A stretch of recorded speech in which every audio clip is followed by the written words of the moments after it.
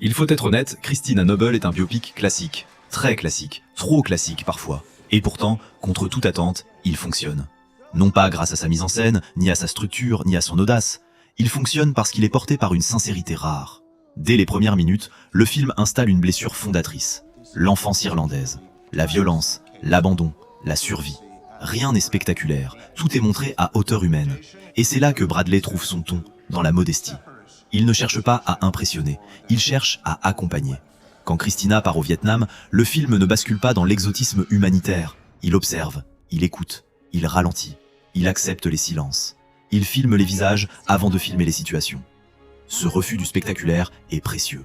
Deirdre O'Kane incarne une femme cabossée, pas une sainte. Elle doute, elle se trompe, elle s'épuise, elle craque parfois. Son humanité précède son héroïsme. Et c'est ce qui rend son parcours crédible. Le film ne prétend jamais que l'amour suffit. Il montre qu'il coûte, qu'il use, qu'il isole, qu'il expose.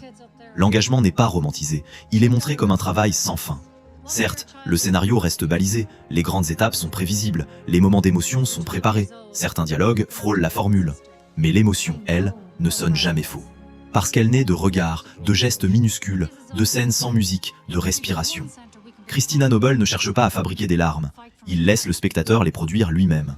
Et dans un paysage saturé de biopics manipulateurs, c'est presque un acte de résistance. Le film n'est pas révolutionnaire, il n'est pas formellement audacieux, il n'est pas politiquement tranchant, mais il est honnête. Il raconte une vie sans la mythifier, il célèbre sans idolâtrer, il admire sans mentir.